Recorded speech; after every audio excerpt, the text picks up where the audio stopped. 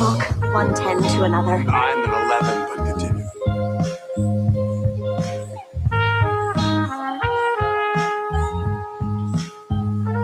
I'd like to grow a pair sometime.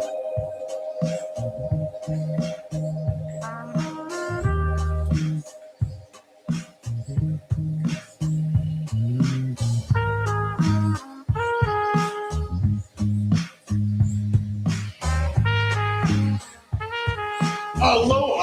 means hello and goodbye. Goodbye.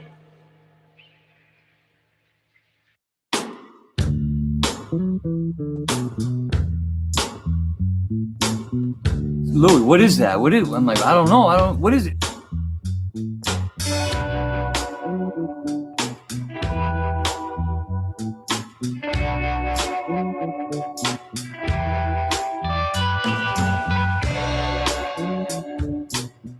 So you mean to tell me that all of those sounds were coming from your body? Can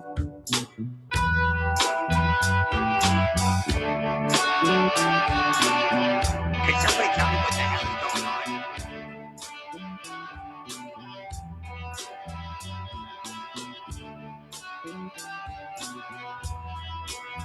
A cat is an angel that poops in a box.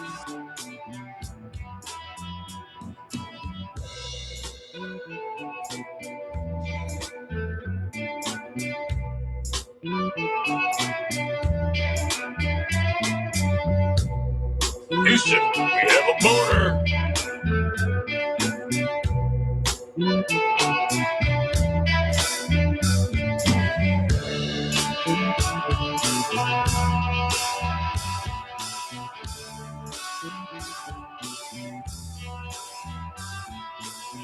I don't use foul language, and I don't like to hear anyone else use it either.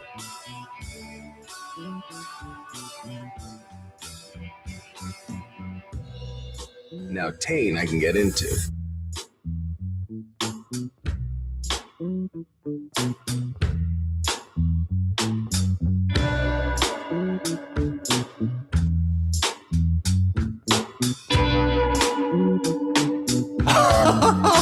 This party is gonna be off the hook. No, I'm afraid I just blew myself.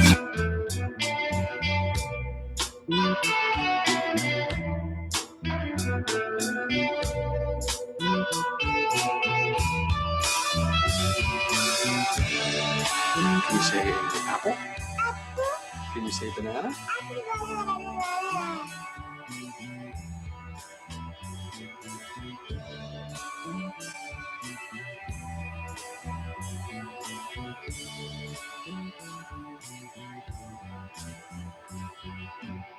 It's the ship that made the Kessel run in less than 12 parsecs.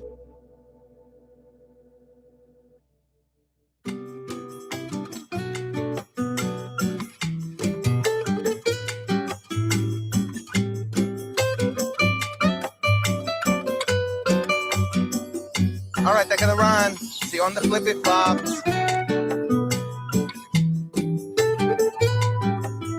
That was the fanciest sentence I've ever heard, and I used to watch Frasier.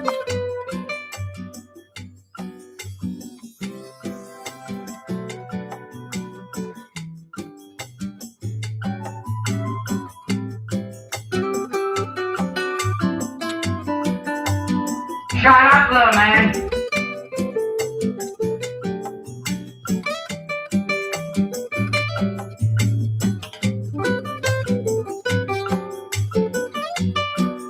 Please, the next time you think you need to know something, Andrew, shut your face. I'm sorry, I'm tan. I like to be tan. It just feels good.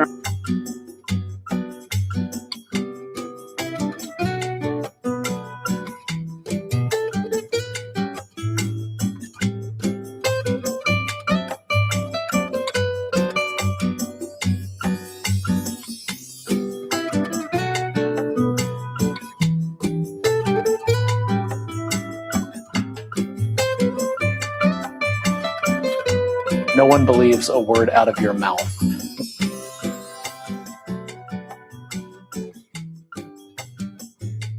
We are so in sync, we're finishing each other. Derek!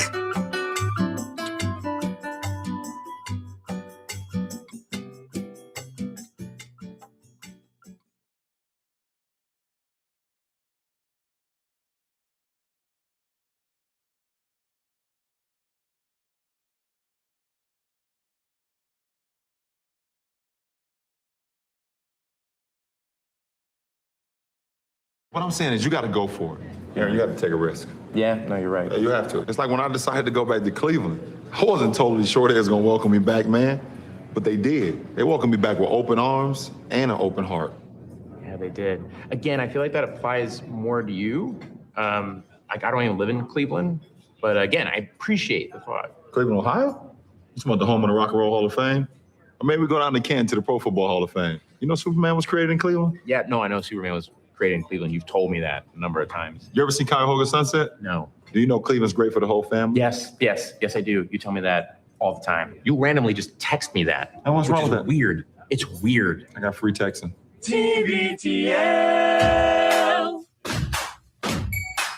Yes, money has been a little bit tight lately, but at the end of my life, when I'm sitting on my yacht, am I going to be thinking about how much money I have? No, I'm going to be thinking about how many friends I have and my children and my comedy albums. I mean, I have a yacht, so I obviously did pretty well money-wise. Are you all right? No, I'm confused. Nothing makes sense to me anymore. This face, it's not my face. This is ludicrous. Okay, I think you've said target. Is this correct? What? No. Great. I've made the change. Your wife's new legal name is Target. Is this okay? Are you taking my duplication investigation seriously? Or are you disrespecting my duplication investigation? My God, man! I mean, how much more can we take? I can only imagine what the audience is thinking. Oh, well, all right. Hello, good morning, and welcome everyone to a Thursday edition of TBTL, the show that just might be too beautiful to live. It's an audiophile's nightmare. My name's Luke Burbank. I am your host. We'd all like to flee to the Cleve and club up down at the flats and have lunch with Little Richard, but we fight those urges because we have responsibilities. That's right, coming to you from the great Buckeye State of Ohio, Valley City in the greater Liverpool Township area, to be specific, where we are dealing with some smoke, some clouds, some particulates, some dark skies. Don't stay in my house if you're dark-sided. The kind of whole, I don't know, sort of northeastern portion of the United States is dealing with some smoke coming down from up in Canada. And we're indoors, though, thankfully. We have a couple of AC machines. They're blowing out. I would say air quality is great here inside the Liverpool Township Community Center, formerly the Liverpool Elementary School, which is where Andrew went to school, which is part of why we're here this week for TBTL-a-Thon 17. Jumping for joy. By the way, we've got eyes on the Daves, our frogs. They're great. Dave. They are in there. They've moved around, I think, just the right amount. They're changing places on the different rocks. They're chilling. They're looking into the camera. The Dave Cam is live at TBTL.net. I think it went down a little bit last night, but it's back up and running. There is a certain amount of condensation, so it's actually easier to see us. So if you want to go over to TBTL.net, I don't know who I'm talking to right now, because you're either hearing this as a podcast and we're not broadcasting on TBTL.net, or you're already watching us there even as we speak. Hello. Welcome to the program. It's episode 4772 in a collector series. Let the fun begin. Because this is the TBTL-a-Thon week, we are going to be taking your phone calls. Ahoy, hoy. 206-414-TBTL. 206-414-TBTL. I meant to think of a theme this morning for the calls. Yesterday was run-ins with small animals. I haven't thought about what the theme is today, but I will think about it. And if you've got a thought on the theme, give us a call, 206-414-8285. Also, it's a Thursday, a.k.a. Blurs Day, so we will still do the Blurs Days. We're still here doing the yeoman's work of TBTL, even during the Thon. We'll celebrate the Blurs Days of the folks to whom that applies this week. And I really want to try to, if I can, get the guys here to agree that we will stop at some point in the next 3.5 days at what I think is one of the most intriguing restaurants I've seen in a long, long time. It's 3 blocks from our Airbnb. You have no idea how my body processes soup. So we will talk about that. And we'll say hi to this guy, longest running Cobro of the show. Oh my God. He admitted it. Maybe best known for his depictions of the tall ships. He's Andrew Walsh, and he's joining me right now. Good morning, my friend. Good morning, Luke. Would it be returning to the well too much to go back to sort of the Love Line? Was it Love Lines vibe we had? Love Line vibe we had. What about like What about the one who got away? Remember we had that wonderful caller a couple of days ago who talked about Dana in Kentucky was talking about Pizza Hut. Had the date with the Pizza Hut guy and kind of didn't work out. What about the one who got away? Is that too grim? What about the one who stayed? It feels like 1 in the afternoon doesn't feel like one who got away. Okay. Timing to me. I don't know. It feels like when we do TBTL after hours, but I don't have a better idea. I got a better idea. Okay. I want everybody to call in and tell us about a Dave in your life. Yes. A Dave that you've met. Memorable Daves. Dave. How about this? Restaurants you might not be allowed in. I'm thinking of this because we're going to Gandalf's later. Yeah, we are. And it's unclear if Andrew will be allowed in there after the public, I would say the barrage of public criticism he's leveled at that place. Whoa. That's the sound effect for Gandalf. So you see what's going on there? Okay, so the second half is Gandalf. I don't No, recognize the first half is Gandalf. Oh, okay. Oh, God. I need to rewatch those movies. Hold on. That was most of my morning crafting that audio in secret. That's because on Monday we were talking about this local joint here in Valley City, which we've learned, by the way, your stepmom's grandson, Luke, works at on the occasion. It's called Gandalf's. It looks wonderful. Andrew did point out that he saw a little bit of he thought that there was a lack of alignment maybe between the name Gandalf's and the fact that its mascot is a dog. That's why I came up with this bit of audio art, and I do think that is it's art. And that is a reminder of why you should donate to TBTL. Yes, there are other podcasts out there, but do they have that level of it's called Gandalf's, but then it has a dog on the sign, which I think is kind of. Every time Luke plays that, it costs us $5,000. Peter Jackson is incredibly litigious. But so we're gonna go over. We're gonna have lunch there later on today. What I thought was interesting, Andrew, was of course after day one where you just mentioned, it's called Gandalf's, but the sign has a dog on it. That's a little curious to me. Our friend Brian here, who's been helping us out with all kinds of stuff, came in. He heard the show. He said, I liked it, but I felt like you went a little hard after Gandalf's. Yeah, I felt bad. You apologized the following day. Yep. And then today, when was it our friend Rod? Somebody else came Rod in here. We're talking to Rod, local historian and a long time, I think, coordinator of the Valley City Frog. Rod Knight. Yeah. Rod Knight. I believe I was chatting with him about some stuff. He was on his way off to his next thing, and then he remembered, I want to get the information on how people can listen to TBTL. So he came back in. I wrote down some info for him, and as he came back in, he said, what did he say exactly? He goes, I hear you're going to Gandalf's. It is really good. Oh, I didn't hear him say that. He brought up Gandalf's in a way that indicated to me that word has spread in the town that we are the show that is going a little too hard on Gandalf's. He did not. First of all, he knew we were going to Gandalf's, and he was standing up for their good reputation. You are making me nervous about setting foot in Gandalf. I'm telling you, may not. Woof.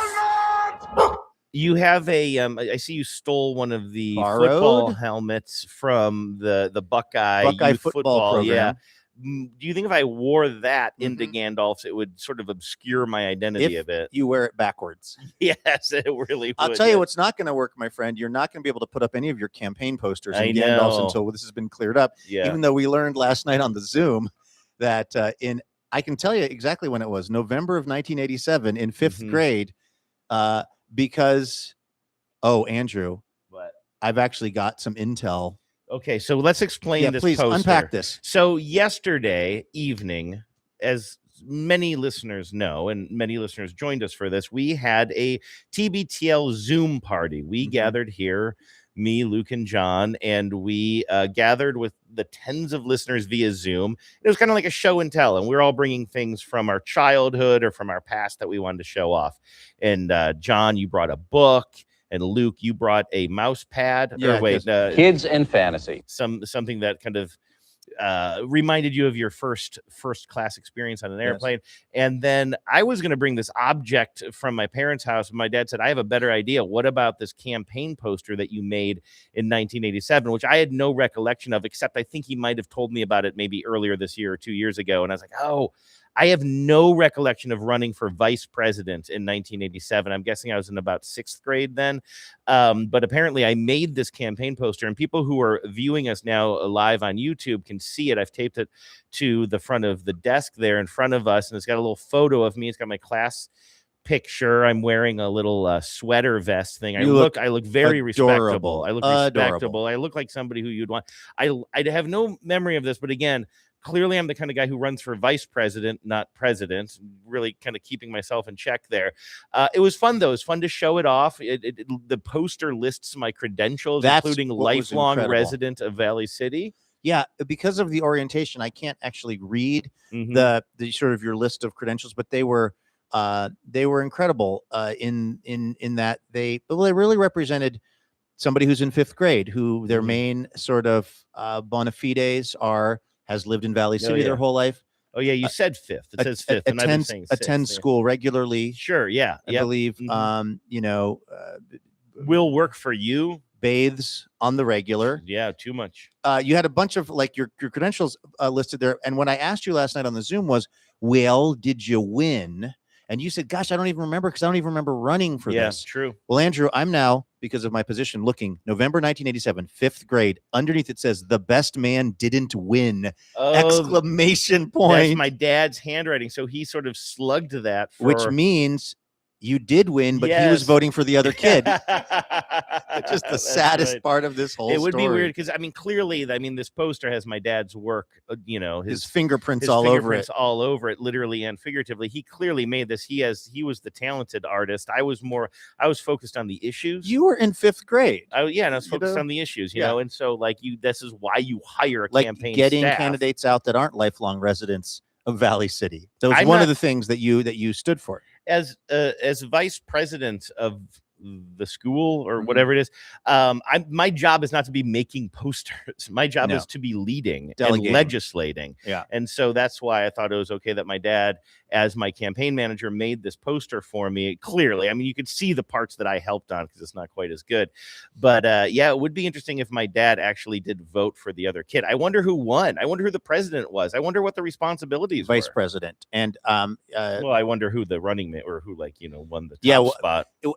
It's interesting that you don't remember more of this, although I was thinking to myself, I also ran for vice president. This is not a bit. Really? This is not a bit.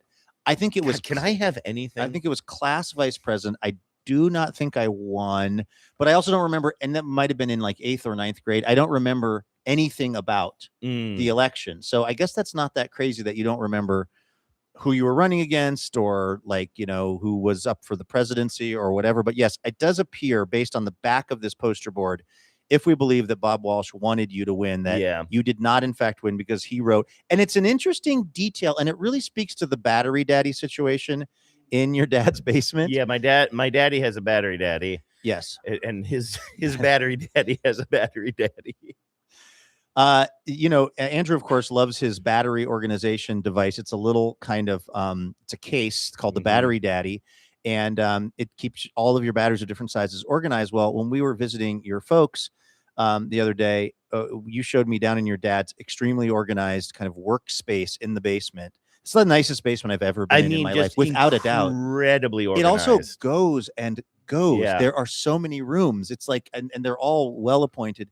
So in his workshop, there's his battery daddy, but what he has taken it to another level is that he has noted when the warranty is up on certain batteries. So I believe it was some 9 volts that he got in 2021, and they're on a 5-year warranty, which means, Bob, if you're watching, those things are due. So he's not only organizing, I mean, every battery is in exactly its place, but he's noting when those batteries, sort of when you put them in the battery daddy and when they're out of warranty, etc. And he also has a green piece of tape on the front. So that's written on a blue piece of tape. 9 volts, 5-year guarantee starting in 2021. That's a pretty good memory for old LB. Then there's a green piece of tape that says use first. And I asked him about that. And apparently he has taken this green tape and tagged some of these batteries that were slightly used and then placed back into the battery. So those are the first ones you want to use. So he wants to find the ones with the green tags on them and use those first. I mean, this is taking battery dadism to a whole new level.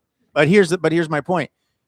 This is a person who keeps meticulous notes of things, and a meticulous note that he kept on the back of your campaign poster when it was taken down, brought home, and put somewhere was the best man did not win. The best man did not win. So Honestly, I blame my platform of less recess. Yeah. More math. Yeah. Never forgetting when there was a pop quiz again. Yeah. That's my commitment to you. I will remind the teacher that we were Exactly. supposed to have a quiz today, even if it seems they've completely forgotten. Exactly. That's the Andrew Welsh promise. That's the end. I will fight For against them. you. I will fight for them. Yes. John? Yes. I just Hello, John. Hello, guys. Good morning. Hey, guess who it is? It's John Sklarov. voice is like a combination of Fergie and Jesus. He's a TBTL employee numero Thank uno, you, and thank he's been here the whole time. Sorry. No, I've been enjoying the banter, but I just want to comment too on Bob Walsh's basement. So I was a little starstruck, obviously, by being Bob Walsh, but there's the thing, like, if you go, people are a fan of radio, if you like see the radio station where the broadcast happens from, it's like a cool thing to witness. I got to see the computer that Bob Walsh blast emails away from. Oh yeah, yeah. Like He the goes down and he blasts away emails. So, and I'll be honest, I was actually sitting here doing some email blasting myself, and I just felt like I was touching a piece of history by being there, and I thought that I just wanted to share It's that. living history. It's a It living is. history. Yeah. And Yeah. I thought It's a living yeah. document, like the Constitution. It's very relatable. Yeah, for Yeah. people who don't know what we're blabbing about, like I will mention that sometimes I'll call my dad, and if it's a little bit late at night, keep in mind I'm on West Coast time. It's later here in Cleveland, and so sometimes I'll call him and I'll be like, "Oh, did I wake you?" It might be 10 o'clock at night, and he'll say, "No, I was just down here blasting away emails," and it's a very evocative, but I think relatable way that we go through, or a way of describing the way we go through our email, right? Because how much of the email that we get in our inbox do we actually need? Very little. You start by blasting away the big stuff. Yeah, right? like me. That's why there's 20,844 You can't look at that. unopened, Just throw that unblasted phone emails. throw that into the frog pond. Just give that to the Daves right over there. Let the frogs deal with those emails. So yeah, the blasting away. I think that's kind of you start with all the obvious stuff. You blast it away, then you start chipping away at your email. Start paying attention to the stuff that needs a little bit of your attention, etc. This is not a particularly insightful thing for me to say, but why start now? So much about you, Andrew, makes sense having gotten to meet your dad. And I'd met your dad previously, but very briefly, getting to really spend some time with your dad and kind of see his life and how he lives his life.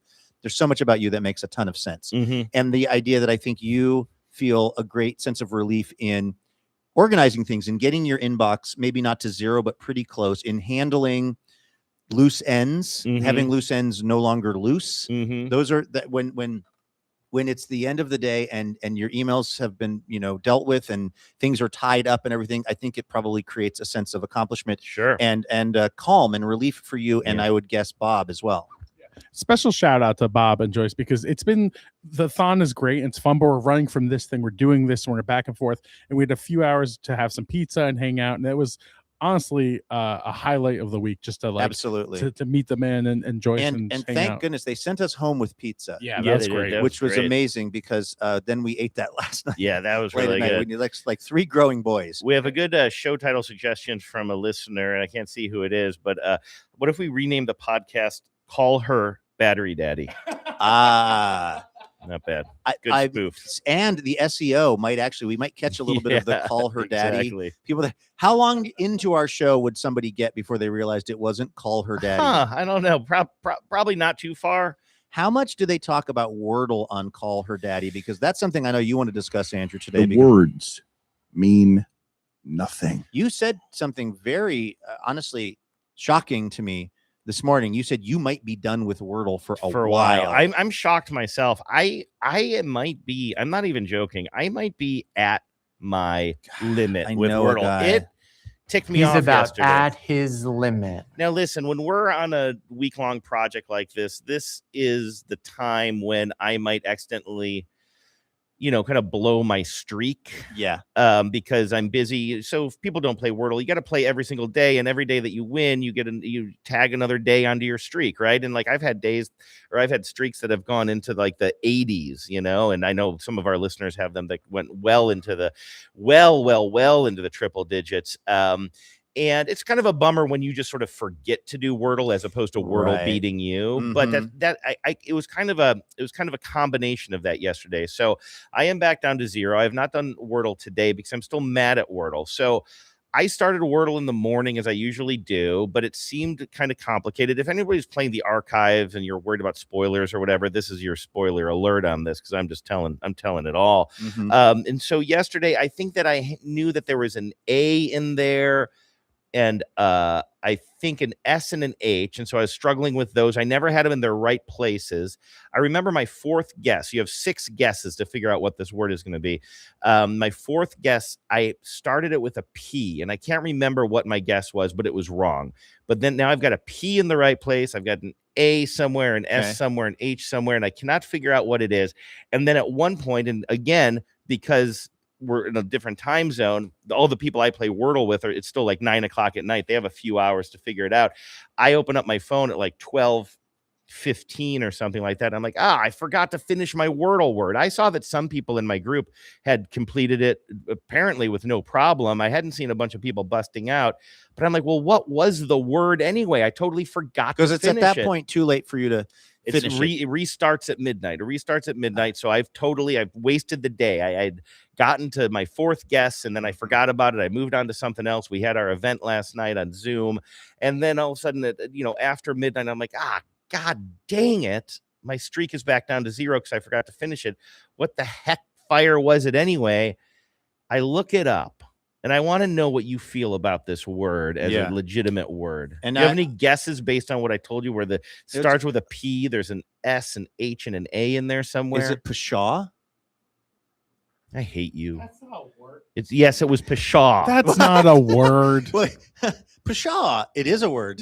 And I think I just used it correctly. I would have never guessed that, though, if you didn't give me all of those letters, because I, first of all, would have assumed that there's an apostrophe in there. I don't know why. I don't know who. Yeah, I guess it is. I think of it as P apostrophe like SHAW. Pshaw. But is it just a sound effect? Is it like if you were going like that's kind of what I think about. But that's not a word. If you would have, let me ask you this: if you would have said to me, forget the Wordle conversation. If you said, "Is pshaw a real word or just kind of like a I don't know onomatopoeia thing," I would say it's not even a real word. It's a thing that characters say in a sort of a pshaw. Yeah, but not a real word. Only because you gave me PS.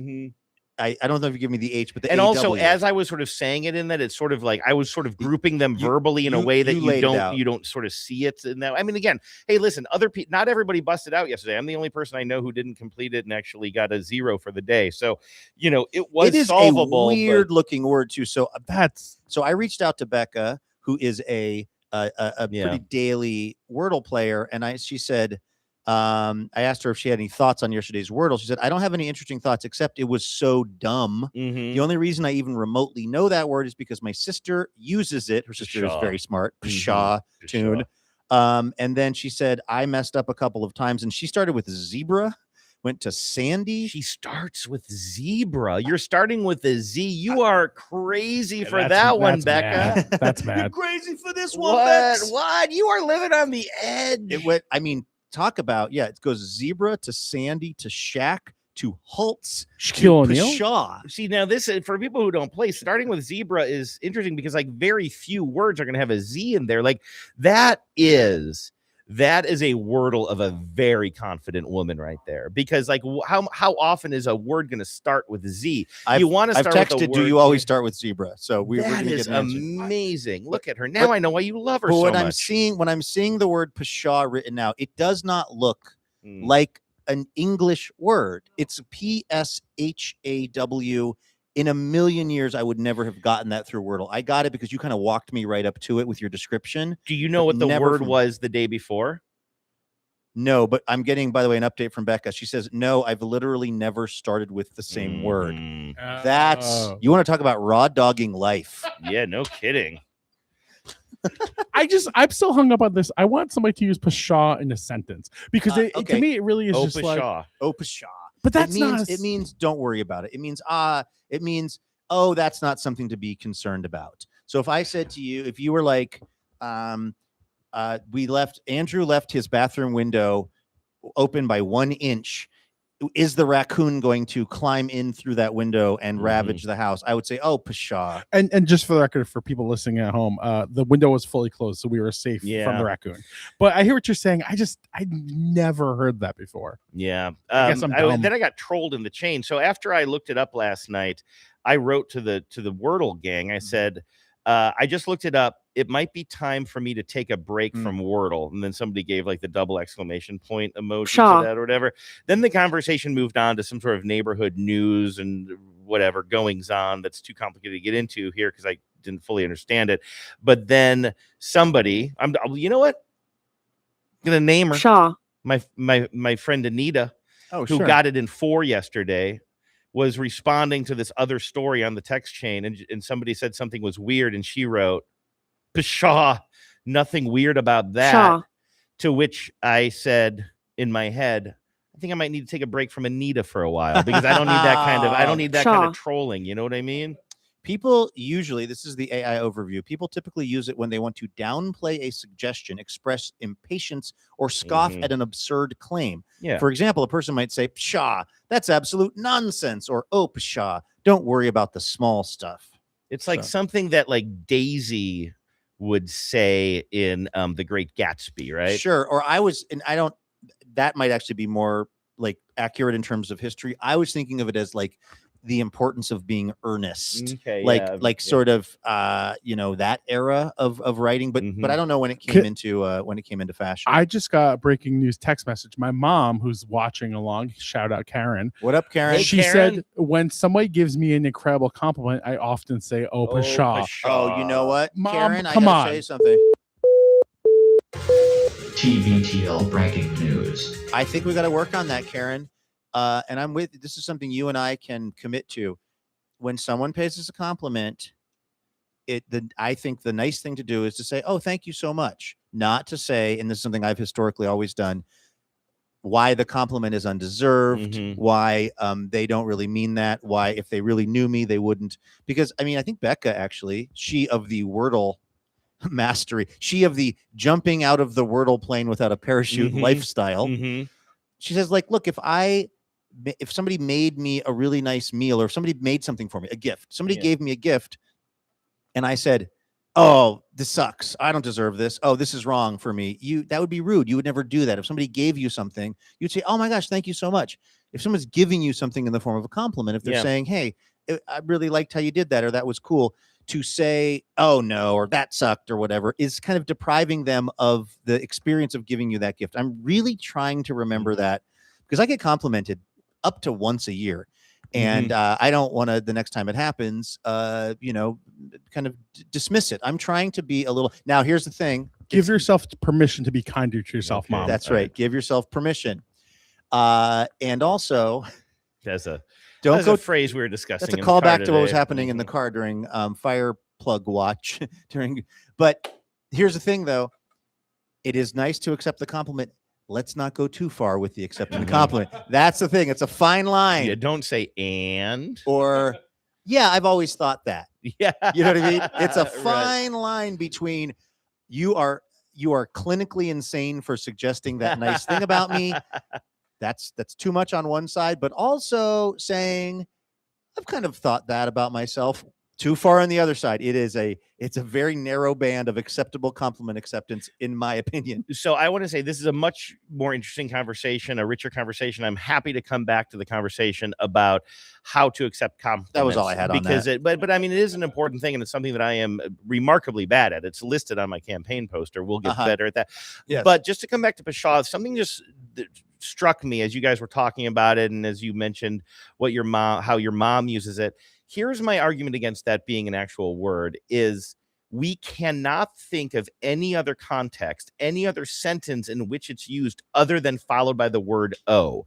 And that's why I think that it is more of a sound that has now been sort of. How do you mean followed by the word "o"? Or I'm sorry, preceded by the word "o." Like "oh pshaw." Okay, that's one usage. Use it in a sentence, "oh pshaw." Use it in another sentence. No, I agree. I don't think it's a word. And I was on dictionary.com, and it referred to it as an interjection. It's not a noun. It's not a verb. It's not an adjective. It's a word.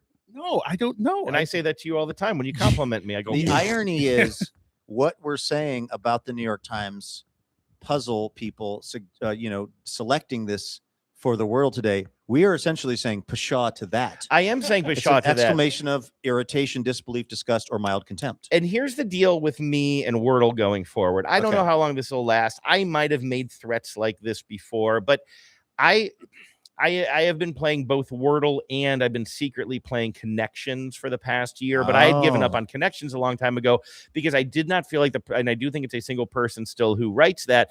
It does not seem like she is working in good faith, that she is engaging in good faith with this puzzle. Like, I just feel like, too many times this is the very subjective and subjectively wrong how you've grouped these words together, if you're familiar with that game. And I got to say, since Wordle in the past, I'm going to say 6 months or so, since they announced that, like, hey, we're kind of running out of 5-letter words, we're going to start introducing words that we've already used before. We're going to start repeating words. I think Wordle is in a place where they're really struggling to find words that are actual words and that are challenging. And it doesn't feel like yesterday's puzzle did not feel like it was in good faith to me. And I'm not, and maybe that's just sour grapes, but it just doesn't feel like it. It feels like they're trying to trick you, but they're walking this line. And if it's not bringing me joy and if it's making me angry, then I need to step away and I need to do something else. I'm going to start playing more Retro Bowl. Exactly. The words mean nothing. You know what it's going in the direction of, and this just came up on the show recently, is it feels to me like, and again, I don't want to yuck any yums or steal anyone's joy if you are an enjoyer of very, very competitive Scrabble or, very competitive speech and debate forensics. But like in the way that the really highest levels of Scrabble are not mostly words that you even recognize as words. Somebody in this comment section is literally saying, listening to Andrew, a big part of my education work, Andrew simply doesn't understand what words are. That is a comment from one of our listeners. But she followed up by saying she agrees that pshaw is silly. That is not my takeaway from that sentence. I have several thousand episodes of shows involving words. Thank you. I feel like what's happening with Wordle, as you described, Andrew, is they've run out of the sort of. They're not going to use how long is it? 6 letters, 5 letters? It's 5 letters. They're not going to use. I mean, maybe 6. I don't know the difference between 5 and 6. They're not going to use grapes. They're not going to use, they're not going to use super obvious, easy words. And so they're always going to try to use something that's a little confusing, a little bit interesting, but now they're out of that bandwidth of words. And they did say we can start reusing them, but they don't want to start reusing them, a lot early on. So now they're down to pshaw and words like that, which are, I'm with you. It's sort of like when you watch really high level Scrabble and most of the words that are being played are words that are not particularly familiar. Their utility is that they're 3 letters or 4 letters. They are technically a word, but not a word that we use a lot. And they do, they get the triple word score or whatever, where some of these games, eventually they just evolve into this thing that's just kind of not really how the game feels like it was intended in the first place. Let me ask you a question, and I'm doing this in good faith because I'm actually going to make an argument against myself for a second if I just want to truly explore this pshaw thing. Let me ask you this. Good news is I'm getting a call from one of the Daves. Oh, good. Clearly dialed into the broadcast schedule. This is Dave. Is it one of our frog Daves? Because this involves frogs. Because this could, if you say what I'm about to say is a word, then that belies everything I've said so far. Okay. Do you think ribbit is a word? I did have to Google it last night. Ribbit. Because the frogs, the Daves, had actually written the email that was going out to people, but I wanted to spell check them. And the very fact that I had to spell check ribbit to see even how it was spelled tells me it's not a word. Do you think meow is a word? No. I mean, yes, I understand that they are words that have a defined spelling and people write them down, but I think of them as like whether it's onomatopoeia or an interjection or a salutation, they don't feel like words to me. They feel like sounds that people and animals make. Because that's where I'm trying to figure out, because if I don't know how I answer that question, but if I feel like ribbit is a word, and I'm not saying it is, but it might be, and if I believe that ribbit is a word, then I have to accept pshaw as a word too. No, maybe. And I'll say this. So characteristically, I don't know if that's the right way of framing this. if somebody were to say, what sound does a frog make? You go ribbit. If what sound does a cat make? You say meow. Like those are universally. What does the fox say? Ring, ding, ding, ding. Like these are universally accepted, like sound, woof or a dog or bark, right? Like these are things that we all kind of agree, like that is associated with that animal. So therefore it is, there is some culturally defined meaning to that word. If you say, what sound does a human make? The literal last thing anyone would say would go pshaw. Like it's That's just a good not, point. it's not so directly associated. And you do have to write down the words. I mean, you don't have to, but there are times when you might write down ribbit or meow. Like if you're writing a story and the cat says meow, maybe a kid's story. But I'm with you, John, that pshaw. I guess if you were like, I could see, my mom, I could you see would somebody in like The Great Gatsby, like I said, Yeah. or some short story or something, be like, oh, hey, thank you so much for this tea. It must have taken you forever to make this tea. Oh, pshaw. I could see that written. I actually think that your larger point, Andrew, it stands for me, which is regardless of if pshaw is technically a word, which it is. It's that they're getting into, I mean, look, I asked Becca, what do you think? She goes, oh, the word was so dumb. If the general consensus of players is, and I guess maybe not everybody on your text chain had this thought, but if most of the people playing go, it's kind of a dumb word, that just means you missed the mark that day as the puzzle master. That's my thing. It's not just about what is a word and what isn't a word, but what is a word in the context of this particular game. And that just doesn't feel like like I said, in good faith to me. Now, I worry about the social implications for you of stopping playing Wordle, because then I guess you will then also remove yourself. You will self-deport from the Wordle friend group because you won't have a lot to offer there. And is that a social connection? I worry about you losing social connections because it will be Lucy and you and the Dartbot and occasionally Bingo. I mean, the Wordle chat group has really evolved into just being a neighborhood chat group anyway. Like Hawk Squad. Yeah, I mean, honestly, the percentage of Wordle talk on this chain has diminished incredibly. Good. Well, that answers my question. Then I'm not. I wondered if that was. I think we're okay. Something that was fun for you, but that only revolved around Wordle talk, but it did not. So that's good. Hey, you know what? Let's take a quick moment to Thank you for being a 10. Thank folks for being the 10s. We had such a fun time last night, Zooming with folks. Thanks to everybody who participated in that. And I think can I say this now, Andrew, that your dad and stepmom were actually here. They were observing. Yeah, I don't know if we said that explicitly because they're a little shy. They're like me, they're a little bit shy. So my parents were here during the Zoom event last night in the room with us. And it was so fun to kind of watch them watch everything and see their reactions and things. And then when we were all done, they just said, what a nice group of people. Yeah. Like they were really impressed. I felt, it's like weird. I felt proud that Andrew's parents liked our listeners. Yeah, which it was a strange thing to say. It was kind of nice because, we're here in this room and we've been keeping it mostly just the three of us in here because of just various things. And, I've had some people in my family and friends ask if they can kind of come by and watch us do this show. And that felt like it might make me a little distracted or a little bit like, because I am shy and awkward and like doing this with you guys. It feels like sort of a safe space. Even He's though never recovered from losing the election in 1987. Supposedly, allegedly. Yeah. So anyway, but I realized as we were hanging out with my parents yesterday, I'm like, oh, this would be a good opportunity for them to come be in this room with us, not for like a TBTL show, but it's just to hang out anyway. And they were like, well, we don't want to be on mic or camera, but yeah, let's just see.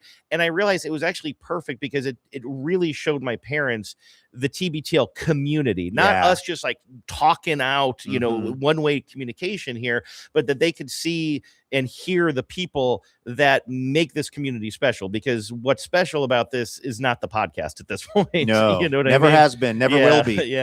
Yeah, exactly. Like it was just great to see everybody and great to have Andrew's parents see that these are the wonderful people who participate in the world of TBTL. And it's also been really super heartwarming this week to see folks who have been continuing their donations or maybe donating for the first time. We've had some folks upping donations. We've also had some folks who've checked in to say, this is just not maybe a year where I can donate the way that I have in the past, or maybe even at all, which we absolutely, completely understand. And you want you to know that everybody is welcome to be part of this show, whatever their financial relationship is with TBTL. But John and I were kind of talking and going through the numbers, and we were sort of going, where are we? Are we at the goal? Are we behind? Are we ahead? And things were maybe moving a little more slowly in the early part of the week than the particular goals we'd set out. But it feels like we're starting to actually really make up some ground and kind of catch up. And it's just like every year, I mean, every year when we go into this, I kind of think, is this going to work again? Are people still interested in this, in what we're doing? And I find it so heartening that the answer appears to be yes. So thank you, everybody who's been donating so far.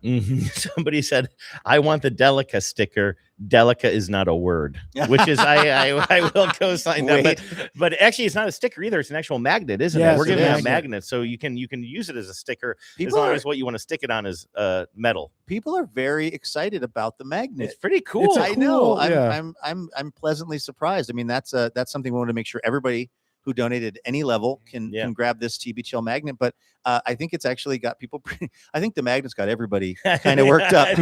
Christmas came early. Yes. Absolutely. What were you say, John? All the gifts are really fun this year. No, I was going to say the magnet's really cool. I was going to say, talking about what we were talking about this week of kind of the trending and tracking of the donations coming in. You know, we've talked about a couple times on there. We know the economy is not the strongest right now. We know gas is expensive. We know groceries are expensive. It's for us too.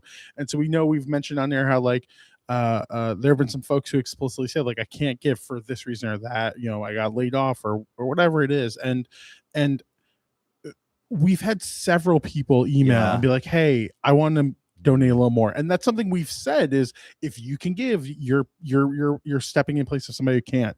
But just, I don't know, I guess just kind of even talk about what your parents are talking about, Andrew. It's like it's the fact that multiple people are like, yeah, let me explicitly, I want to step up.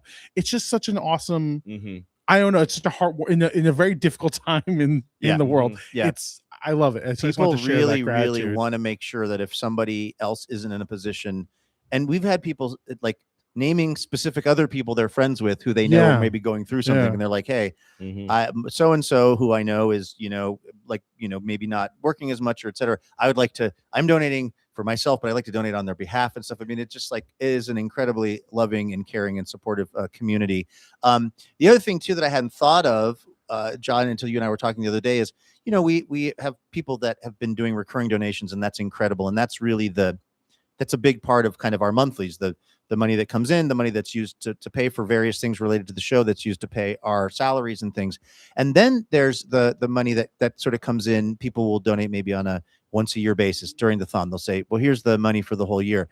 And it had not even occurred to me until you and I were chatting yesterday that the thank you gifts actually cost us money, and that the mailing of them actually cost us money. And when you cited what the general cost of that is, I was like, oh yeah, well, we would probably hope to raise more or at least as much money as that, so that's all covered. By the way, I do believe we are going to get there this year, but I hadn't thought about the fact that these thank you gifts, to generate them does cost us money, to mail them out to all of you does cost us money, and we're so happy to do it, and we're so glad to do it. But the fact that we were able to do this and send things out, and hopefully not have that actually end up where the sending out of the things and the making of the things exceeds the amount of the money that comes in during the thon. I would say that's a low bar, and we've traditionally cleared it. I think we're going to clear it again this year, but thank you everyone for helping us clear that. And speaking of the sending of things out, and I know that the vast majority of people who donate to TBTL are doing it because they want to keep this podcast strong, and or at least make it strong at some point, but to keep us going into the future. And we really do appreciate that. I don't think you're doing it for the thank you gifts. I could be wrong about that, but I do want to say, because I don't want to kind of bury the lead here, we don't talk about it during other times of the year. And I don't want people to miss out. The T-shirt is really badass. I wish if you missed it, I should have one on now. After bad, if he dropped out, he didn't say it's really bad. He said it's really badass. Yeah. Oh, yes. Did I? Yeah, I might have swapped. No, you got it. You got it. But anyway, it's a really, really cool shirt. And of course, these baseball cards that we had specially made and designed that are featuring me, Luke and John, and friends of TBTL that you can collect. You can get a pack of these cards and open it up and not exactly know which 10 are inside. We made 30 of these cards. It's a very, very exciting year for what we're giving away, if that is what tickles your fancy. Yeah, absolutely. We worked very hard, and by we, I mean Andrew and John have worked very hard on all of these thank you gifts, and I think people are going to be really stoked to get them. So anyway, TBTL.net. If you are watching this, you've already been there. But if you've been watching this and you've been sort of considering, you've been wondering if this is the year for you to to jump in and donate some dough, this would be a great time to do that. And if you're hearing this on the podcast, that's a question too. If somebody's hearing this, John, in like it's 2 weeks from now, Yeah. I assume that the link is no longer active, but I mean, they can get in touch with you. You probably work something out.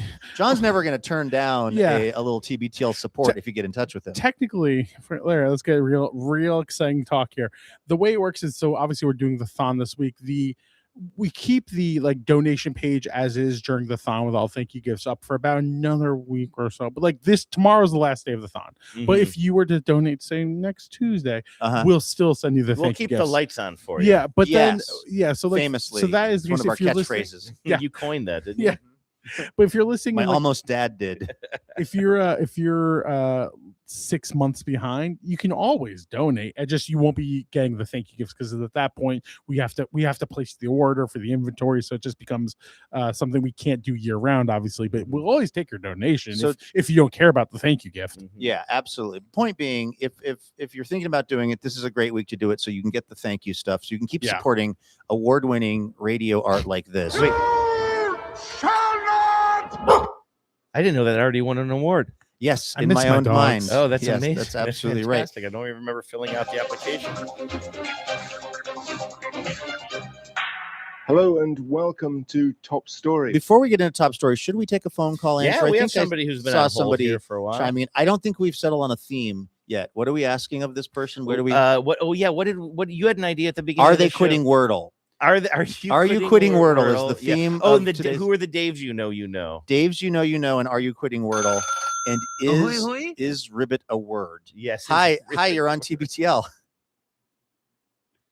Hello Is there. this me? It's you. Hello, am I on? We hear you. Who is this? This is Corinne, and I was going to call about a Dave I know, but now I'm calling to apologize to Andrew. Uh-oh. Because I just insulted him on the live. Oh, are you the person who said I don't know? He was the one who said he doesn't know how words work. Corinne, I'm sorry to be bossy here, but would you mind switching over to put that phone right up to your ear? Are you on a speaker or a Bluetooth device of some sort? I'll do that. She's in a hot air balloon. 1 second. Sorry. Okay, Corinne. No, I didn't know problem. that was Corinne. Take your time. Take your time. Yeah, we've got the frog jump is until Sunday. We've got all the time in the world. Corinne, can we hear you now? Is this better? Oh, night so much and better. day. Yeah, sorry to do that. I don't like to do that, but that day. sounds very good. How you doing? I didn't realize that was Sorry, you, Corinne. I went hard after you. I apologize. That's all. Corinne, no, you no, just no, heard no, the I am rare. It's like Haley's so Comet. The rare angry Andrew. Oh, listen, if you knew, you talk about somebody living rent free in your head. If you knew, Andrew, how often I think, I'm not kidding, Andrew hates me, or I just made Andrew so mad. No. That's already something that you thought. That's not why. In the words of Ralph Wiggum, that's impossible. That's impossible. Corinne, I'm sorry. I didn't see who wrote that. I didn't know it was you. I thought it was some jerk, some like Max troll. in Seattle. Just Some kidding. troll. No, Don't do that. I to was Max. kind of being a jerk. I was being blunt. And I just tend to see the whole issue from a linguistic perspective. But I said it in a really polite and unkind way. Do you play Wordle? And if so, what is your streak? It must be like in the thousands. Well, listen, I'm not a subscriber. So my streak is only as old as my phone. Do you want to borrow my login? I'm paying through the nose for it's this like thing. 250 days. Whoa, like that. whoa! 250 I days. haven't- Somebody does understand how it's words probably work. more than that. I haven't. Yeah. I mean, this is. Did you get Pshaw? Like 2 or 3 skills in life. No, you've got Corinne. You've got a ton of I'm skills. on my phone now. I think I got it in 3 or maybe 4. Ooh, look at that! You're like a real Anita. I lucked out though, and believe me, sometimes it's just the luck of the draw. I got it today in 2, and it was just total. Can I, Corinne? Can I ask? Do you have a starting word that you always start with, or do you, like Becca, just absolutely swing for the fences with a new word each day? I absolutely start with the same word every day because I could never forgive myself. Can you if I right, because if it happened to be that word with yesterday's word. You know what? You're exactly like me and my roulette numbers 7, 14, 23, 35. Because if I were to not play those numbers and they hit, I would be devastated. So I must always play those numbers. So, Corinne, whatever works. What can you tell us what your word is? Are there people listening who like play with you and that would give up too much info? Oh, there are tens. There are probably people on the live chat now that know what my opening word is. And it's actually a word that's already been used once. It's because pshaw, I do isn't it? check. But and by the way, I should say a caveat to my streak is that I do quite regularly consult the list of words that have been used already. Some people probably consider that a cheat. Well, at this point, does it Personally, even I matter? don't. What now? I said, at this point, does it even matter now that they've said they're reusing words? But I still, if there is a word that I've thought of that's not on the list, I'm more likely to guess at, or if it's a word that was used a long time ago. Yeah. And so what do you use? So anyway, what are you using? I admit that. I think we talked over you before. There's a little delay on the line. What word are you using now? Oh, stare. Oh, okay. Yeah, Stare. you got your A and your the common letters. Okay. E at the end. Oh, because that is, STARE, can not be used anywhere. STAIR. Yeah, STARE. Sorry. Okay, that Just makes so I'm sense. hitting those common letters. Yeah. And yeah. Do you want And I used a different one, but I think E at the end of the word is probably the safest bet. Yeah. E's are more common than I's. Do you want to know what word I was using before I gave up on Wordle this morning? No one believes a word out of your mouth. Why do you keep talking? I used to use the word arise. I like that because it had an A, an I, and an E in there, and the R and the S seemed pretty useful. But then arise hit like 8 months ago or something like that. So that I got what you were talking about, my once in a lifetime get it in one. But I didn't want to use that word anymore, and I didn't want to use anything that had been used. So I almost used the present tense, but I got to remember that I've broken up with Wordle. But I was using a very strange word, but it has a lot of good letters. Aired, as in we aired our radio show last year. AIRED. I don't think they'll ever use that though. Well, they used pshaw. Yeah, that's true. Probably. Okay, Corinne. And they do sometimes use past. Go ahead. I was going to say, what else did you? I know that. And by the way, way to go, way to squash the beef with Andrew. I feel like the beef is very squashed. You guys are solid. I feel terrible that you said that you already thought that. When would you have? Well, let's not revisit it. I can't remember ever a time that you've ever been anything but absolutely sweet. So please do not ever let me live in your head. Oh, I know it's irrational, but I do. You know, I called that voice. and you also know I call all the other voicemails alive too. Yeah, and but I don't remember you ever he's rolling his eyes because there's another long message from Corinne. No, not at all. It's always that's what I mean. Like if you ever did anything that you lived in your head like, oh, I wonder how that came off. I promise you it didn't come off wrong, or I certainly don't remember. Remember, I have a goldfish brain. I don't remember these things, so don't you? Well, that's good to know. Yeah. Corinne, what else were you, other than apologizing, what were you going to call in for? Oh, I do have a Dave I know. Great. Perfect. Thought I might share about. Love that. This is actually from close to 40 years ago. Oh, okay. Was it a romantic Dave? Gave away my age. No. Okay, that sounds like it definitely was not. Sorry, I keep stepping on you. I went to grad school with a Dave who was so Dave that my best friend and I named a verb after him. A bird? A verb, yeah. Like a VERB.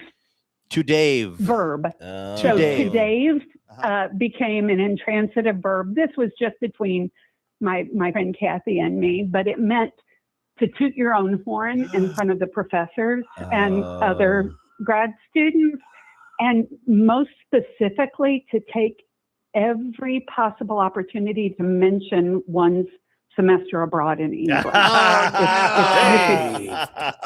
If you could possibly shoehorn it in, Yeah. So, like, if my friend Kathy and I were alone and one of us would brag a little on ourselves, the other one would say, "Oh my gosh, stop dating." And also, our favorite thing to do to make each other laugh would be to just randomly say something like, in England, they're known as lorries. They're Oh, lorries, yeah. not trucks. Yes. Yeah. Yes. Oh my So gosh. anyway, Did Dave ever get wind of any of this? No. And I mean, he wouldn't have had this self-awareness to suspect it. He thought everybody else was as impressed with him as he was. Did you ever? No, I he mean, didn't have a clue. It sounds like going back. This is sort of pre-Facebook, but did you ever keep tabs on him? Did you ever hear what happened to old Dave? Mm-mm. No, and I don't keep tabs on hardly anybody, but I could tell. I don't remember much at all about grad school. Seriously, this was like almost 40 years ago, but I could draw you a picture of his face. I remember the tone of his voice. He was quite a Dave. Now, you don't think that he moved to Valley City, Ohio at some point, do you? Because I don't think that's just littered with Daves. It's probably not one of ours. I'd like to think that he's living in England now, and that maybe they're I could see making him fun moving of him over there so behind that his he back. is a novelty. Yeah. You know what I mean? Kind of like, Mm-hmm. although I don't know if the novelty of being an American really works the way that the novelty of being somebody from somewhere else works in America. There's a lot of folks here who have an accent or have a different lived experience, and it's kind of cool. It's kind of exciting.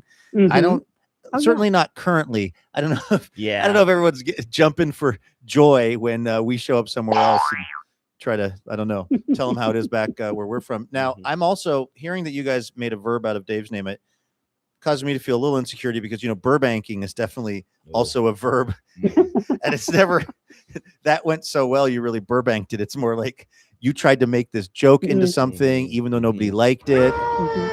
Like this is, like that would be Burbanking right there. Burbanking that, yeah. Yeah. So I feel like unfortunately I'm more Dave than Corinne. I'm a person who's done so much annoying stuff that people have made it a verb.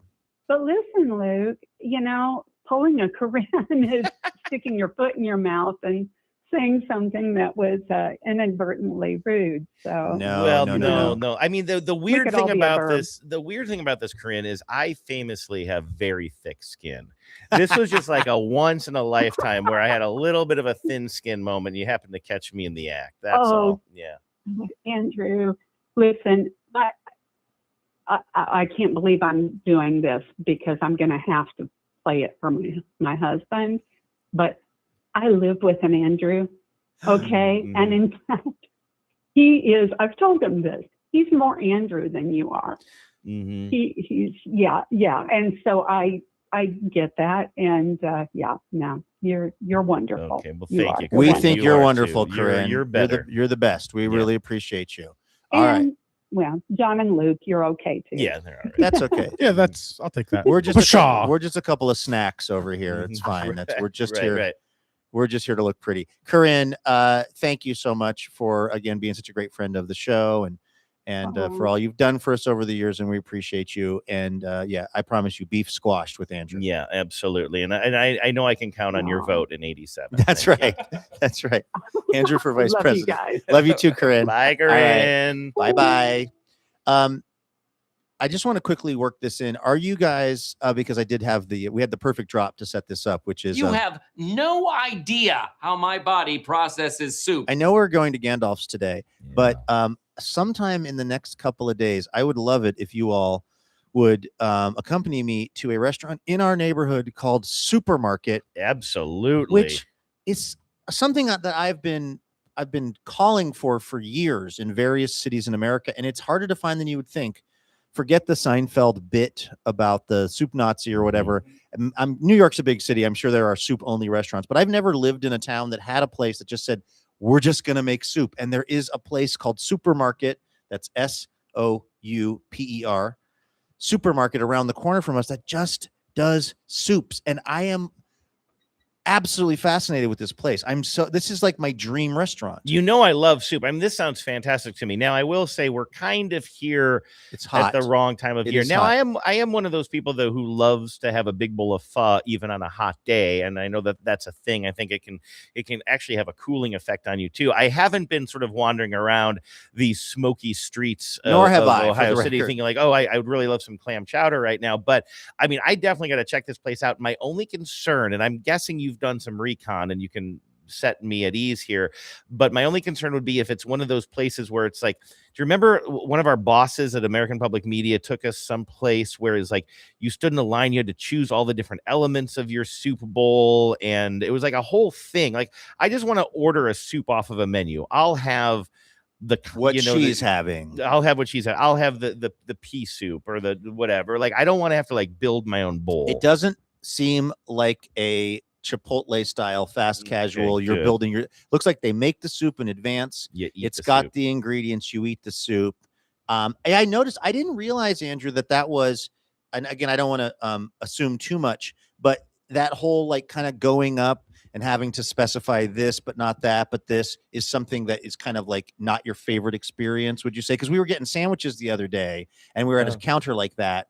And part of it was we were kind of late, so they were closing down. But I think you ended up kind of foregoing that because was that just because we were late, or because that way of interacting, of having to tell them a bunch of things, is kind of like not your favorite? It kind of depends on the situation. Okay. That, like, I love Chipotle, Okay, like I there you go go. there all the time, but I also always order the same thing. I'm not necessarily against that, but in this particular case, when you tell me there's a soup restaurant, I'm like, oh, that sounds good. I'll look at a menu and order some soup.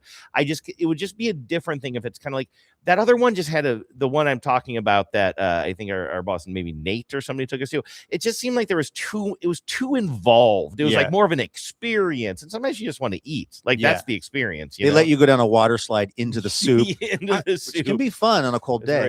Speaking of the menu, I was looking at the menu. I see you got pulled up, Luke. I do have a question because there's several soups. There's a gazpacho. Hopefully, it doesn't burn your mouth. No, well, it depends on if you're expecting it to be cold and it's room temperature. Let me explain something. I do have a It's like serious body's on fire. question, and this is like, yes, I do have a serious question. That it's like this gets back to what are words debate. Uh-huh. Chili's on there. I don't think of chili as soup. It's like more of a stew, But right? they also have salads on there. The too. reason that I think yeah, it's but I okay wanna- to put I'm not this in, gonna- the yeah. reason it's okay, I think, to put it in is because it is mostly liquid and it goes in a bowl. So I'm Yeah. not saying it's a soup, but I'm saying it's like, if I see this place and imagine a cold, I know we're here the wrong time of year. Yeah. A frigid January day in Ohio City, in that neighborhood of Cleveland, and you go in there and it's just all these different soups and they're simmering and there's a chili in there. I'm not mad at that. Even if What, it's but not like, what if it was a stew? fine. Yeah, that's It's fine. not Liquid I'm in a not- bowl. Liquid in a bowl. I'm not mad about being there. I guess I'm just concerned about like, what are we defining as soup? Well, I have a question for you. Maybe this is a good call-in question for the listeners as well. Is hot dog a soup? Yeah. Is bowling a hot dog? A bowl of hot dogs. We've got the vegan gumbo It's a bowl, soup. a little bit of hot We've got the dogs. jambalaya soup. We've got the chicken Oh. paprikash. Ooh, the jambalaya sounds very You want to good. know Oh, something? I'm so hungry. You want to know something Yeah, strange I can about hear my you right now. my slightly lapsed vegetarianism, which is to Mhm. say, I definitely in the last couple of years, I went from having meat maybe at Thanksgiving, maybe a steak here, like maybe twice a year, to like probably maybe 4 times a year now, which is a roughly doubling of that. I am, for some reason, if it's a soup, if it's like a chicken noodle soup, like I'll get the Lipton packets. That's technically, there's chicken in there. It's like freeze dried and weird, and you almost kind of don't want to eat it. But I will use those, which is not vegetarian. That's just and if there was a soup that was somehow had a little bit of, I probably wouldn't go for like ham, split pea and ham. But if there was a chicken noodle soup, and again, I'm the guy saying like a chicken stared into my soul on the freeway, I probably wouldn't order, chicken tenders or something typically. Yeah. Somehow if it's in a soup, kind of, I know this is illogical, but it kind of feels a little like, for me, a less of a violation of my rules. I don't think this is what you're getting at here, but there is something about making like chicken stock or turkey stock, which is something that is obviously close to my heart. I like doing that. Pardon me. I will save chicken bones and carcasses and what have you, and I'm probably gonna have to stop and cough here in a moment. But there is something nice knowing that, boy, you are really doing your best to use every part of the Yes. chicken. Not to be cliche about Yeah. it, but like you're literally, because we know that like the organs can be used for certain things. You're eating the meat, but then when you actually are taking the bones or even just the carcass or whatever, and you're like, we are going to boil this or simmer this for so long that we're taking the essence out of it. Like you can truly make an argument for like a chicken soup being like, well, at least it's like it's relatively responsible. And I'd also say like I can only speak for myself as a carnivore or like an omnivore. Like Luke, the way you approach your food consumption, you have a stronger morality around. I don't know if that's right. But the fact that you like will seriously sit there and consider and think about these things, whereas I'll just and now don't tell Wes or ever. And I don't think it's like I'm not judging myself for this, but like I'll just grab a burger and not think about it, And I do think you just the fact that you're having these thoughts and considering it, that is a thoughtful thing that most people, myself included, just don't have that thought. So I think that if you're trying to feel better about it, you should. Thanks, John. I've always thought that about myself. Yeah. Mom, that's how you do it. And what I can tell you is I can't think of a time in the last 3 to 4 years that I have eaten more poorly than this week. Yeah, Did you see my candy stash? We have this big grocery store around the corner. Actually, Andrew went there this morning and got some real food, but and we were out of coffee. I feel like I've mostly been existing on food from this one gas station. Yes, it's a marathon. It's a marathon. We started going to, and like last night on the way home from the Zoom, I said, "Can we please stop at our gas station?" I bought like 2 king size Reese's peanut butter cup packets, 2 packets of donuts, like little, a couple of other things, just like you didn't eat any of it though, have you? I ate most of it. Really? I ate a pack of donuts this morning. I ate 3 of the Reese's peanut butter cups last night. I mean, but that leaves me still an entire unopened king size and 1 more cup. Like I have been eating these Lifesaver gummy things every morning. Like I have been eating like absolute garbage food this whole week, and I am loving it. I had about half a bag of that big bag of Swedish fish that I bought last night. I ate some of your Swedish fish yeah, this please morning do. too. Sorry. No, please do. I had like half that bag, and it's like the big bag. So I mean, well, we had a lot of salad at my parents' house yesterday. That was delicious. And Shout they out promised Joyce. us that they washed the lettuce 3 times, right? I told you guys this morning at the Airbnb. and I'll spare the details. I had a brief moment this morning where I really thought that what's it called? Cyclospiralysis. Yeah, close. Yeah. Was coming for me. It was post jog. It was Andrew, you and I were talking, and all of a sudden I had a sensation that told me I needed to head on up. Oh, I didn't realize I was there for the beginning of that. Well, I'm subtle about these things. I didn't let on. Always keep them guessing. Sure. I went upstairs to the bathroom that I'm mostly using, and while I was kind of working through that process, I started to feel like I was going to throw up. Oh, geez. And I was really having one of those moments of kind of like, which end is this coming out of? I did not throw Never up, a question, thankfully, but in that moment, which lasted for about 4 minutes, where it was kind of like I had the strong sensation of like I might vomit here, which passed. I didn't vomit. Everything's fine. I've been feeling great since then. I was like, I can't believe that I got this thing on the worst week ever for me to get this thing. And I was mad at myself for eating unwashed veggies, but it passed and everything was fine. Do you guys think you could spell vinaigrette without? Yeah, I think it's vinegar, then E-T-T-E on the end of it. That's what I've been thinking, but that ain't it. Oh, is this like one of those restaurateur things? It's very close to it because Good when I was grief. looking at, by the way, today, welcome to Word Day on TBTL. This is where we spend the whole. We have a way with words, I think, on this Ooh, program. I like that. I don't think Good name. I'm at the supermarket, the supermarket's website, this soup restaurant, which I'll mention. I believe they have 5 locations. So if you're looking for a concept for your new restaurant, consider all soup. Although they do have sandwiches, which they list under not liquid, which is actually kind of a funny name. That. But the sandwiches are only like grilled cheese to go with like a tomato soup. Yeah, they're all adjacent. Yeah, I really respect that. But they make their own vinaigrette dressing, and they've got a whole tab for it. And I was like, someone's got to let them know they are misspelling vinaigrette. We're wrong. And then I looked it up, and that's how you spell it. It is not. It seems like it should be vinegar, but vinegar is spelled Vinegar, and vinaigrette is Vinai. Why? Ask Napoleon. Corinne. Ask Corinne. Ask Napoleon. That's a weird. I did not understand. I did not see that coming, and why it's French, as people probably already. Vinaigrette.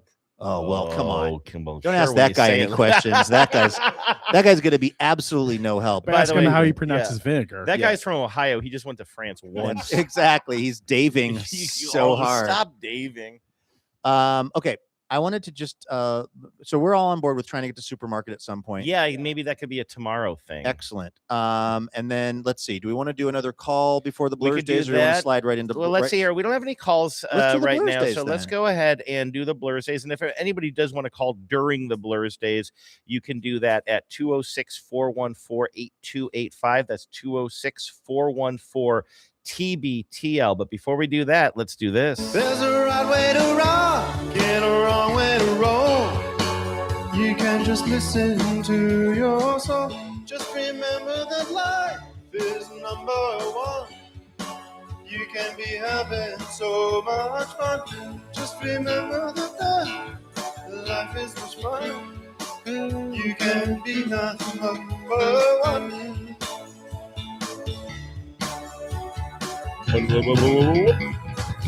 The best part. Okay, listen.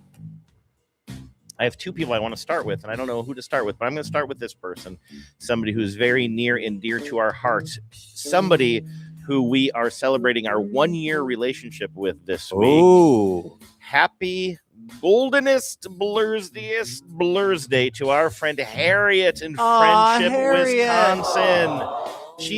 We met her last year when we were doing the Thon in Friendship, Wisconsin. She became a listener of TBTL. I don't think she has missed an episode in a year, which is really incredible. And she's turning 79 today. Happy Blurs Day to Harriet. Happy Blurs Day. You are the absolute best. Thanks for being our friend. Harriet needs to write a book about staying active at all ages of life, because remember when we were making our way back from what was it called? It's 5 o'clock somewhere. 5 o'clock somewhere. Yeah. That bar that we came to adopt as our local watering hole in Friendship, and it was the end of the night. This was after our little get together at the picnic shelter, and Harriet said, well, let's all walk back to my place. You guys can kind of walk me. It's a couple of blocks. I believe it was roughly 12 miles. It was 12 and a half. And Harriet was leading the pack, showed no signs of slowing down, and it's just one of the most vibrant, engaged with life people that we know. And what a cool thing that we got to emerge from our time in friendship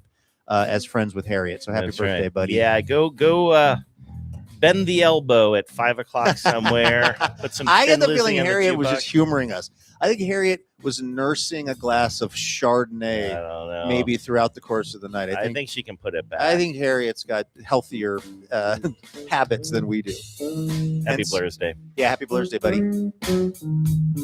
The second person I want to wish a happy Blurs Day to is our friend Max in Seattle. You caught a stray earlier. I was just teasing, but I knew you'd be coming up later in the show. Max and I have been sidebarring. That's kind of an industry term for when we're having a conversation that doesn't include you guys.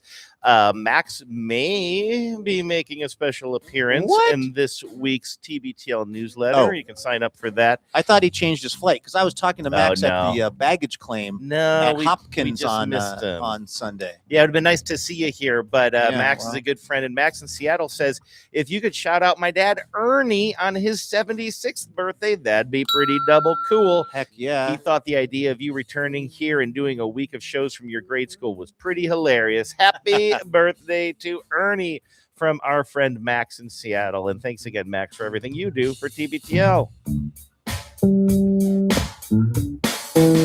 Look at this. Happy birthday to Julie in Lake Stevens from Howard in Albuquerque.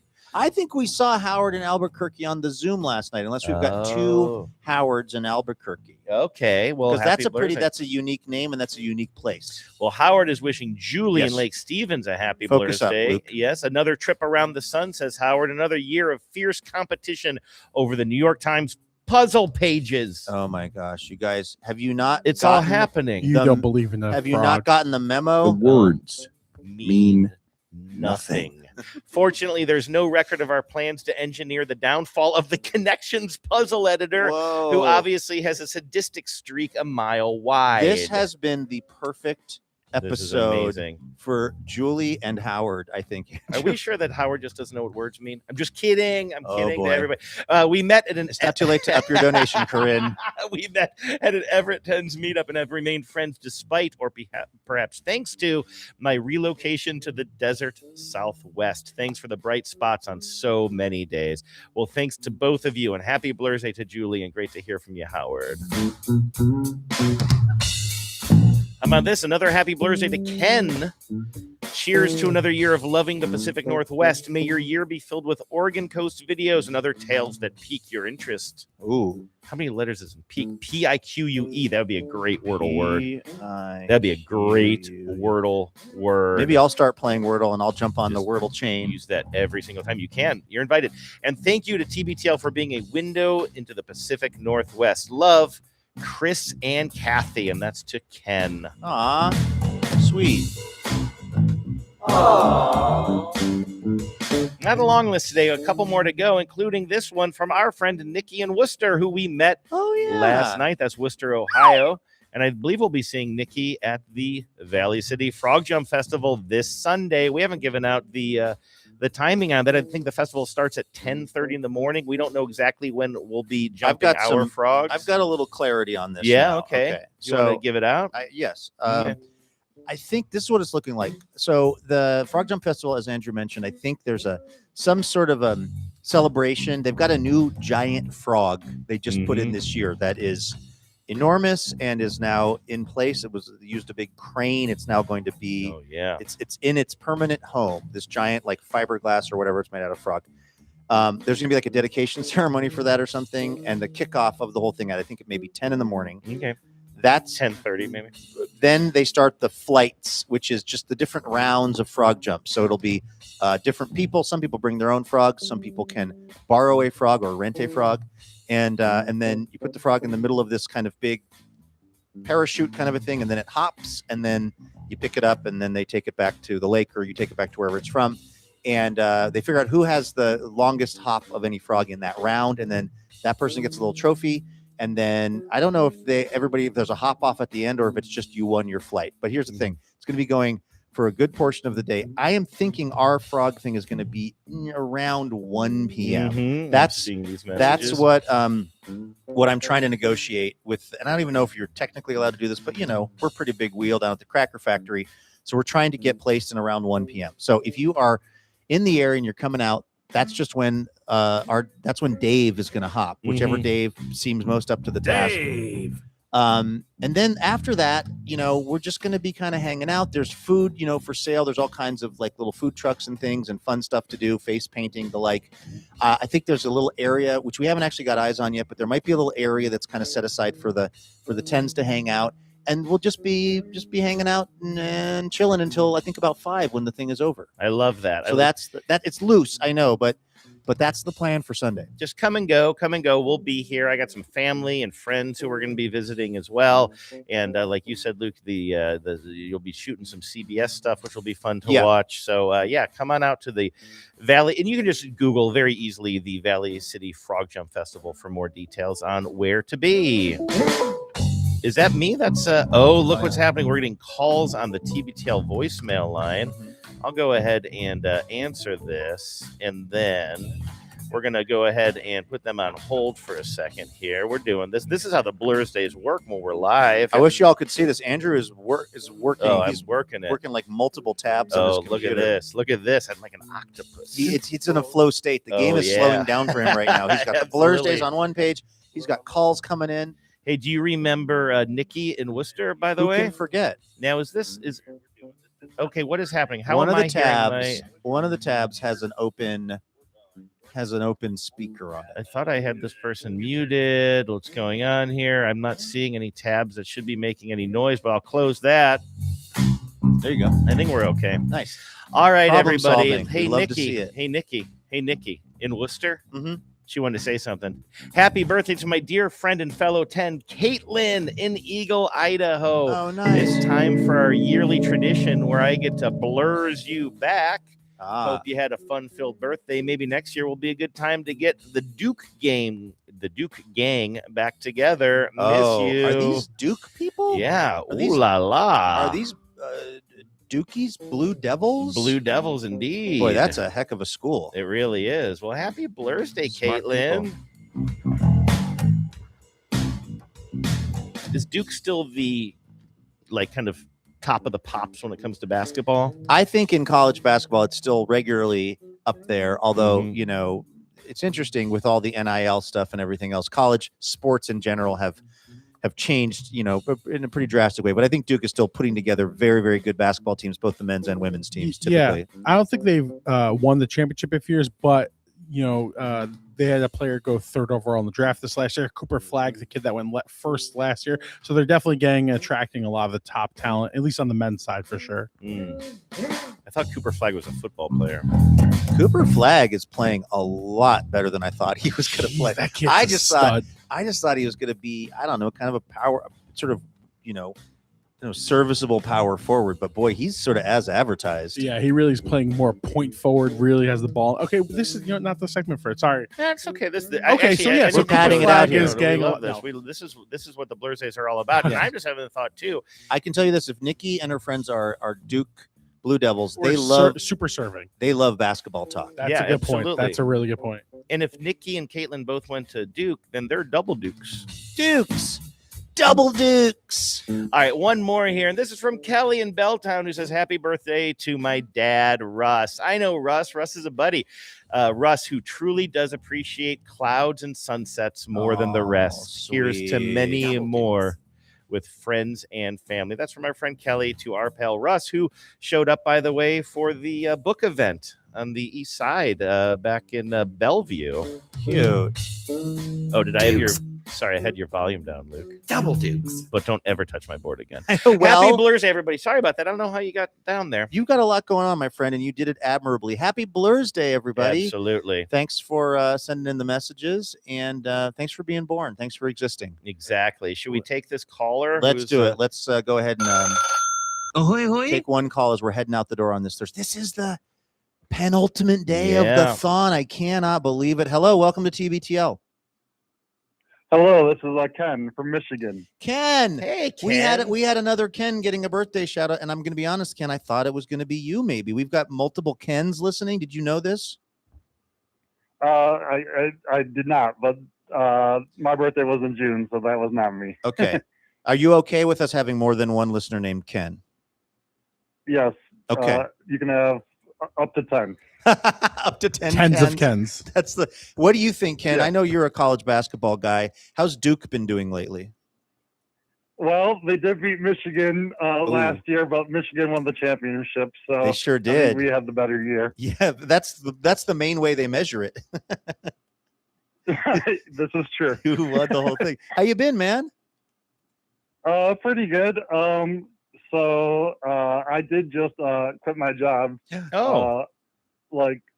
Last Monday. Oh boy. But I still plan on donating maybe a less amount. But, Please do. And if at all, my friend, if at all, don't you worry about your old TBTL buddies. Can I ask, without getting too much into the, I don't know, details of the work thing, when you say quit on a Friday, was it one of those things where you on that Friday said, I just can't take it anymore, or did you put in a notice?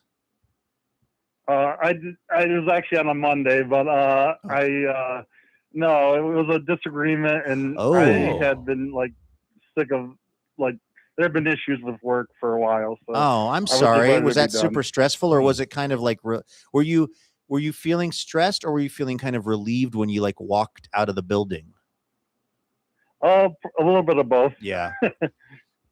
I've said on the show before that there are jobs that I've taken just so I can quit them. Because if it's, it depends on, of course, where you are in your life and your career and all that. But if you're talking about when I was 20 and I quit Storables Extra Space, that was a feeling of liberation I've never had before. It might be different if I was a little older. I believe you gave your boss a quarter. I do think I did that on the way out. Did you consider giving your boss a quarter, Ken, as you quit this job?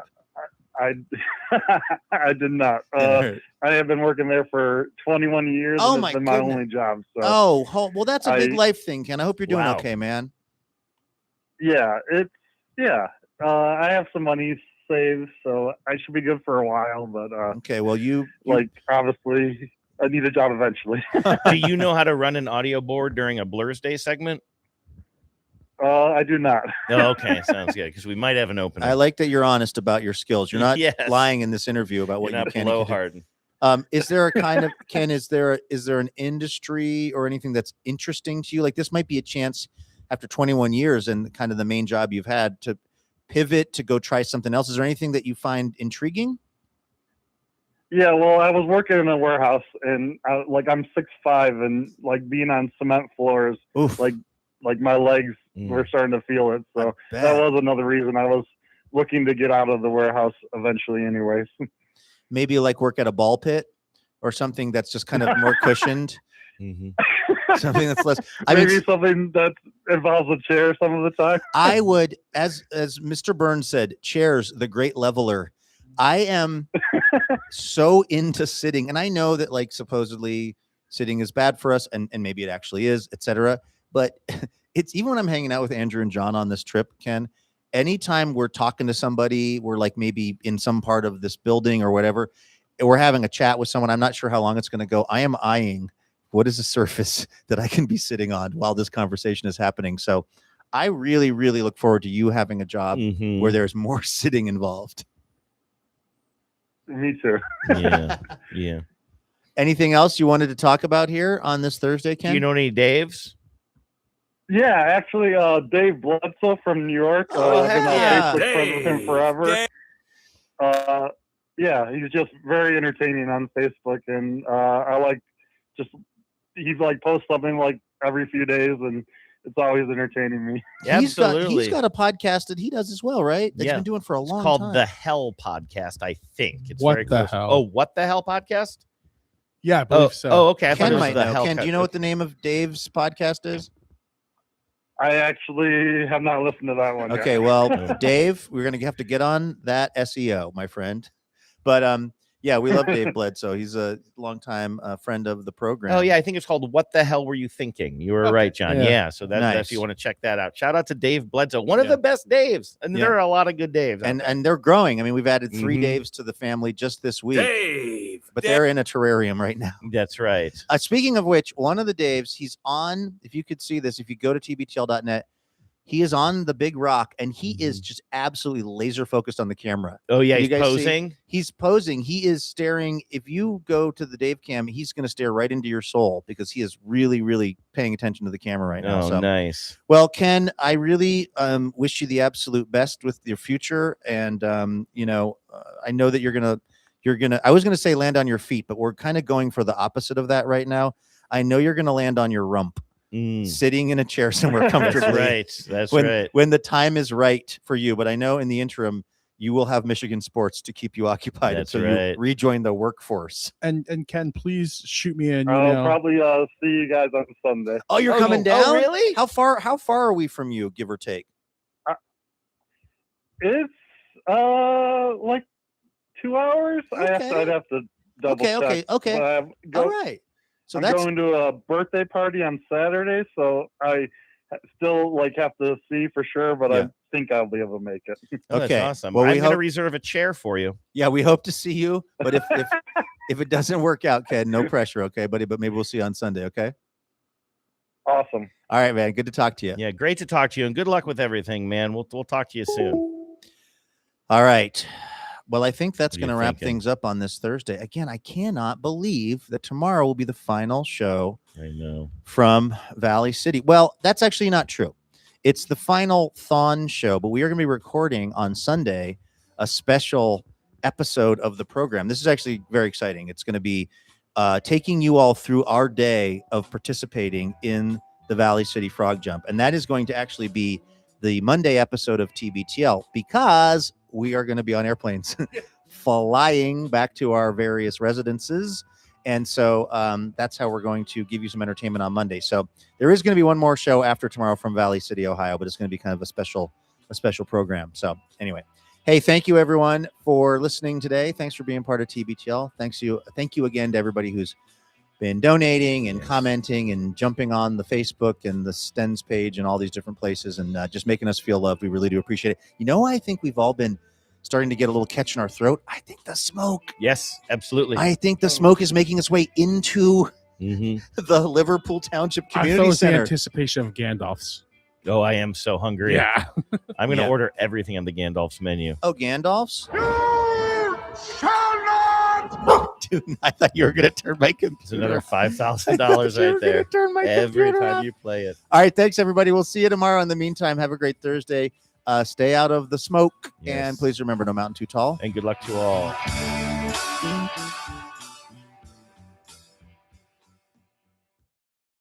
Oh, these sure are comfortable chairs. Oh, yes, sitting. The great leveler, from the mightiest pharaoh to the lowliest peasant. Who doesn't enjoy a good sit? Power out.